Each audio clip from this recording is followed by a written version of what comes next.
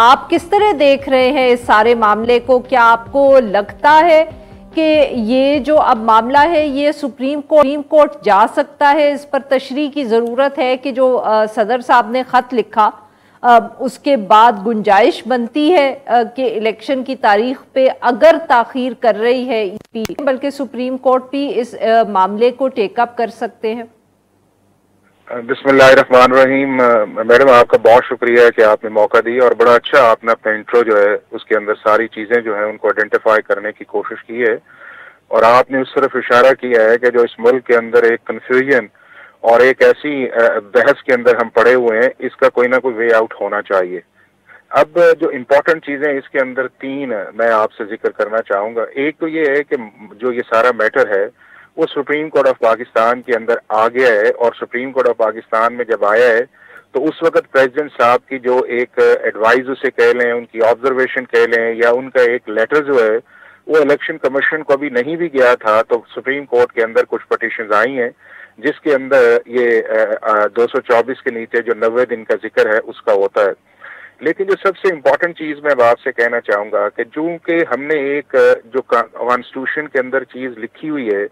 اس کو جان بوجھ کے ہم نے کانٹروورشل بھی کیا ہے اور جان بوجھ کے ہم نے مس انٹرپریٹ بھی کیا ہے۔ اب کانسٹیٹیوشن کے اندر بالکل لکھا ہوا ہے کہ اگر کوئی اسمبلی اپنا ٹینیور مکمل کرتی ہے تو 60 دن کے اندر الیکشن ہونے چاہیے، اور اگر اسمبلی کو ڈیزالو کر دیا جاتا ہے تو 90 دن کے اندر الیکشن ہونے چاہیے۔ اس کے اندر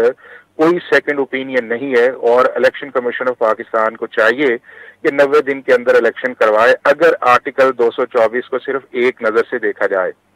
لیکن ہم جس ایکسٹرا آرڈنری سچویشن کے اندر چل رہے ہیں، آپ جتنے بھی لوگ جو اس بات کو کہتے ہیں کہ جی 90 دن کا مطلب صرف 90 دن ہے،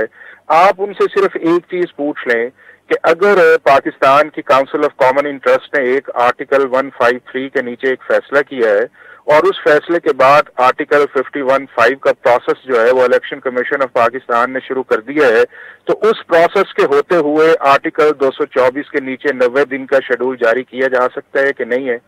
تو میں یہ آپ سے کہوں گا کہ بالکل نہیں کیا جا سکتا، اور ان ساروں کے جو آرگومنٹس ہیں یہ خود ریبٹ کرتے ہیں،